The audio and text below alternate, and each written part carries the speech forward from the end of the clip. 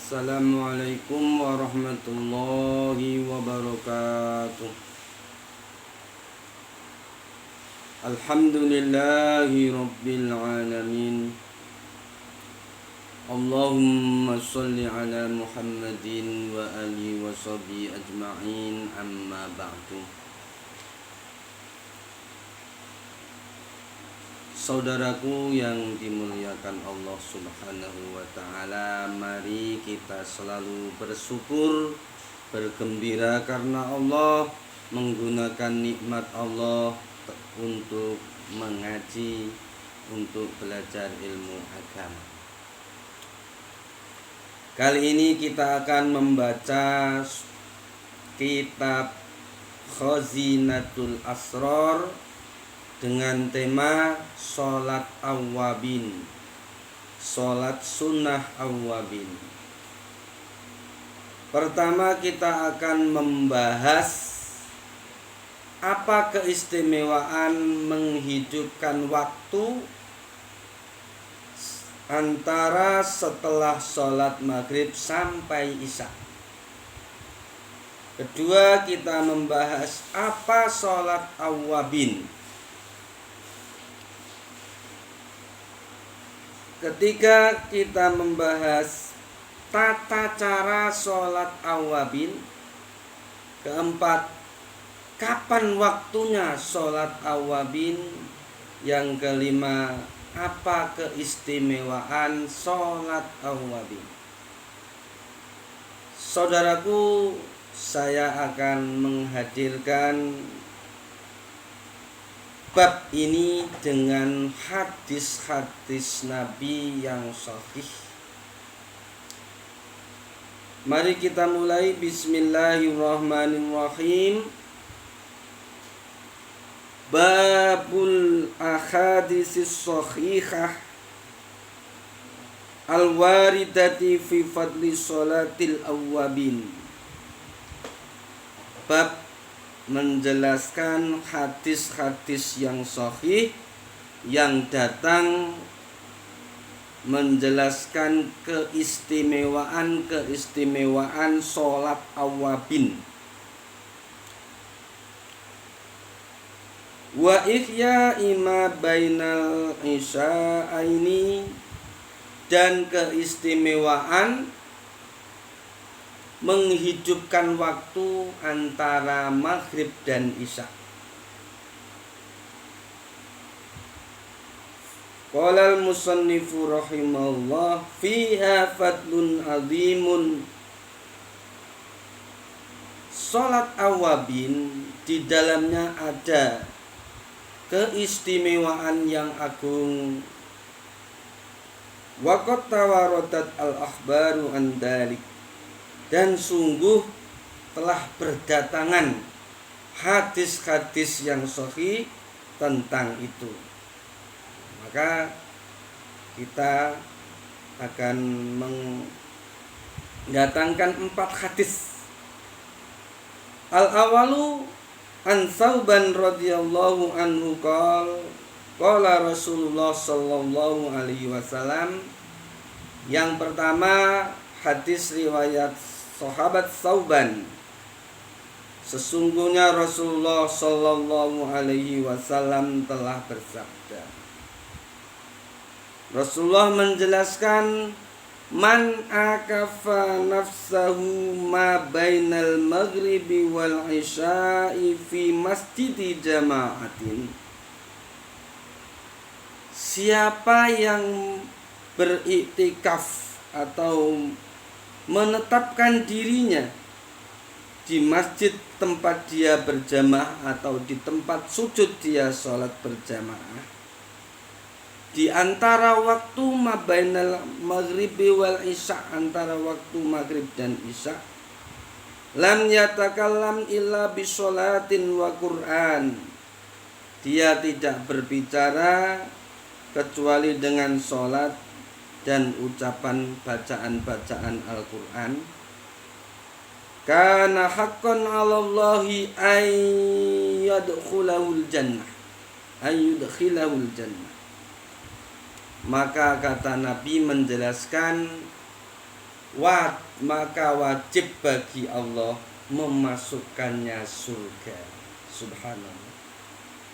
Hadis yang pertama ini menjelaskan pentingnya, hebatnya waktu, berkahnya waktu antara maghrib dan isya untuk ibadah.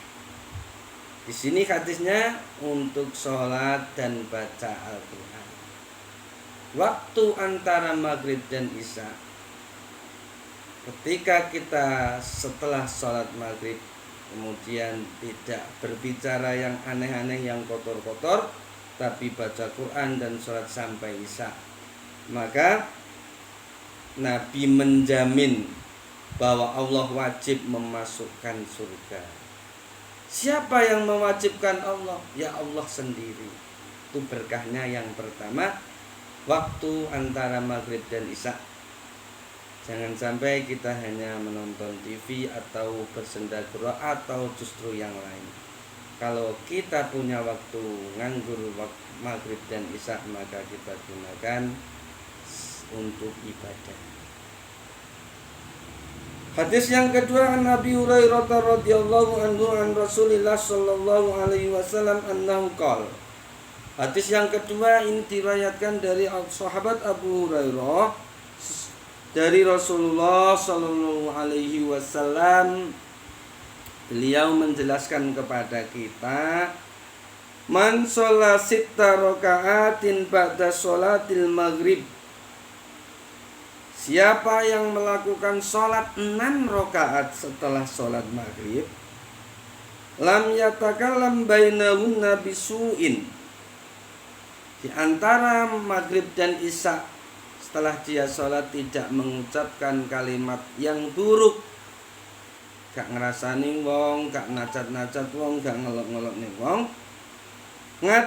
abdalna lahu bi ibadatis nai asyara sanah.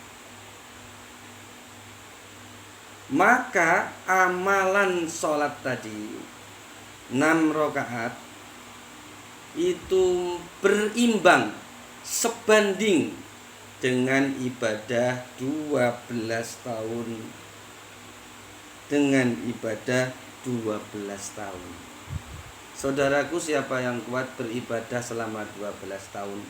Tetapi Nabi memberikan jalan hanya dengan sholat 6 rakaat antara maghrib dan isya dan tidak mengucapkan kalimat kotor, maka keutamaannya sama sebanding dengan sholat 12 tahun. Subhanallah.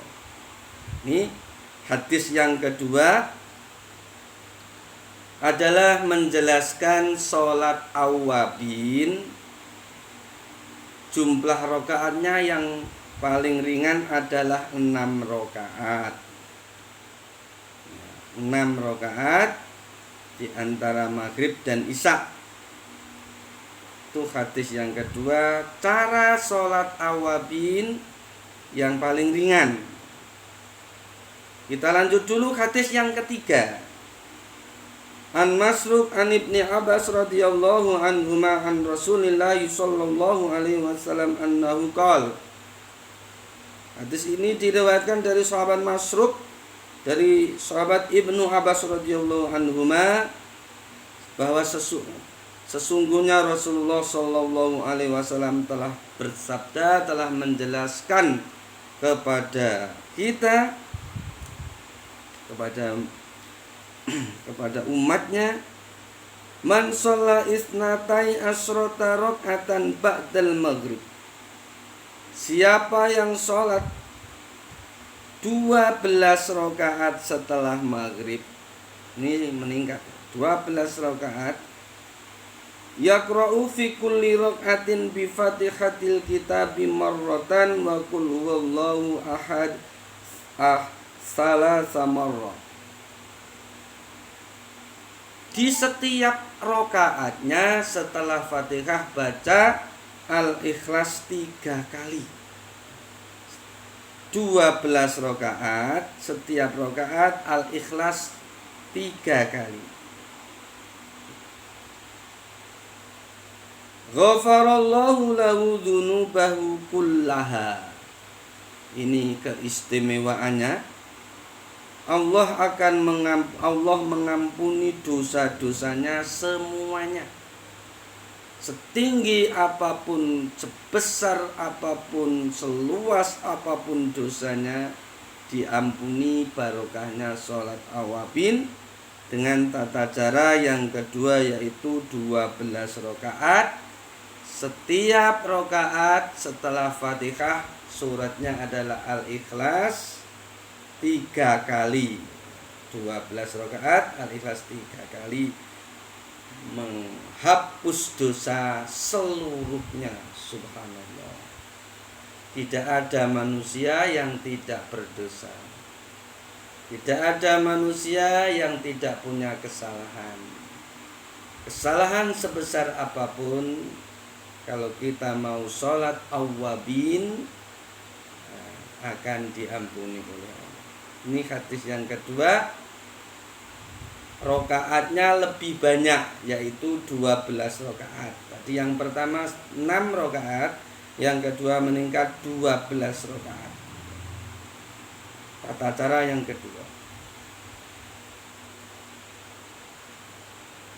Hadis yang keempat, Ar-Rabi' an Ibni Umar radhiyallahu anhuma an Rasulillah sallallahu alaihi wasallam annahu qala. Hadis yang keempat diriwayatkan dari sahabat Ibnu Umar radhiyallahu anhuma, sesungguhnya Rasulullah sallallahu alaihi wasallam telah menjelaskan, telah bersabda, man shalla bainal maghribi wal isya'i 20 rakaatan, siapa yang sholat antara maghrib dan isya dengan sebanyak 20 rakaat, yaqra'u fi kulli raka'atin bi Fatihatil Kitab marratan wa qul huwallahu ahad marratan. Di dalam setiap rakaatnya setelah baca Fatihah membaca surah Al-Ikhlas 1 kali. Jumlah rakaatnya 20 kali, 20 rakaat. Setiap rakaatnya bacaannya setelah Fatihah Al-Ikhlas cukup 1 kali. Apa keistimewaannya kalau sholat awabin 20 rakaat? Rasulullah menjelaskan, menjamin, khufidha fi ahlihi, maka dia dijaga. Siapa yang dijaga? Pertama, dia dijaga ahlinya, keluarganya, terutama istrinya. Dijaga dari fitnah, dijaga dari serong, dijaga dari penyakit, dijaga dari keburukan. Wa malihi, hartanya akan dijaga Allah. Wa waladihi, anaknya dijaga Allah.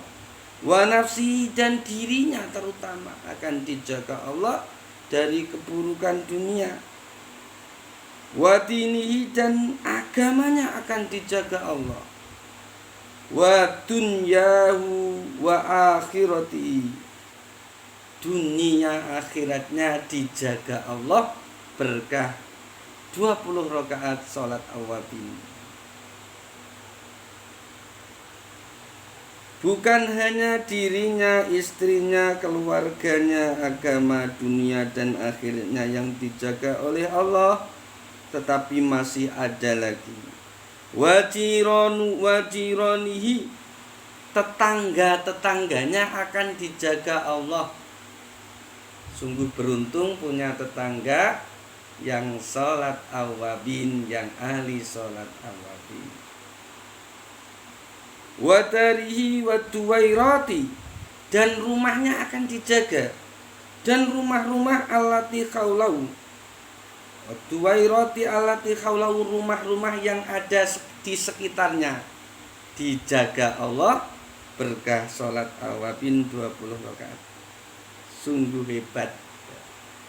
Yang dapat berkah bukan hanya dirinya, tetapi tetangga, rumah-rumah tetangga. Jadi kalau untuk menjaga agar rumahnya tidak dimasuki maling, sholat awabin 20 rakaat. wa yuhawwinullahu alaihi sakaratil mauti wa ahwalil qiyamah. Dan Allah akan menggampangkan, memudahkan sekarat maut, sekaratul maut, sekarat mati. Nek mati gampang, insyaallah. Padahal wong mati niku tirose Rasulullah sallallahu alaihi wasallam lebih sakit, lebih dahsyat daripada ditebas pedang 100 kali. Dibacok ping 100, dibacok pisan mawon rasane mboten saged dibayangno. Masyaallah, naudzubillah min dzalik. Juga dimudahkan oleh Allah dari kerepotan, kedahsyatan, kebingungan di hari kiamat. Subhanallah. Wa yamurru 'ala sirati kal barqi. Dia akan melewati siratal mustaqim seperti kilat, secepat kilat. Seperti apa cepatnya kilat ya? Kita lihat, sering lihat ya, secepatnya kilat. Padahal siratal mustaqim di dalam kitab Dakwah itu dijelaskan lama perjalanannya ditempuh 1000 tahun. Kalau orang yang ahli sholat awabin yang 20 rakaat ini, Masya Allah, secepat kilat melewati siratal mustaqim. Wa yudkhiluhul jannata fi zumratis siddiqin. Dan Nabi menjelaskan yang terakhir, kalau sudah melewati sirat, maka Allah memasukkan surga, dikumpulkan kepada golongan-golongan siddiqin. Siddiqin itu tingkatannya di bawah anbiya wal mursalin. Maladina an'amta 'alaihim minan nabiyyin wasiddiqin. Di bawahnya syuhada, di bawahnya lagi sholihin. Siddiqin kalau orang yang sholat awabin 20 rakaat nanti dikumpulkan siddiqin. Subhanallah, saudaraku yang dirahmati Allah. Apa sholat awabin? Sholat sunnah awabin secara bahasa, sholat sunnah awabin adalah sholatnya orang-orang yang banyak kembali kepada Allah. Kemudian kapan waktunya? Waktunya sholat awabin dalam kitab ini adalah antara maghrib dan isya. Walaupun ada khilaf di antara ulama, ada yang mengatakan sholat awabin itu sholat duha. Tapi kalau di sini sesuai hadis-hadis di atas, sholat awabin waktunya antara maghrib dan isya. Ada 3 cara. 1, 6 rakaat, bebas surat apa yang dibaca. Yang kedua, 12 rakaat, surat setelah Fatihah baca Al-Ikhlas 3 kali. Ini cukup 6 rakaat. Cara yang ketiga adalah 4 rakaat, 20 rakaat setelah Fatihah surat Ikhlas cukup 1 kali. Itu tadi cara, waktu, niatnya sekarang. Niat sholat awabin sama dengan niat-niat yang lain. Sholli sunnatal awabin. Sholli sunnatal awabin rakaataini lillahi ta'ala. Semoga bermanfaat. Semoga kalau kita tidak bisa tiap hari, mungkin 1 bulan sekali atau 1 minggu sekali, kalau tidak paling tidak seumur hidup sekali sholat awabin 20 rakaat. Saudaraku, kebaikan itu yang paling utama adalah kebaikan yang ditularkan. Karena itu setelah kita lihat, maka kita sebar dan kita like, kita subscribe. Insyaallah bermanfaat. Assalamualaikum warahmatullahi wabarakatuh.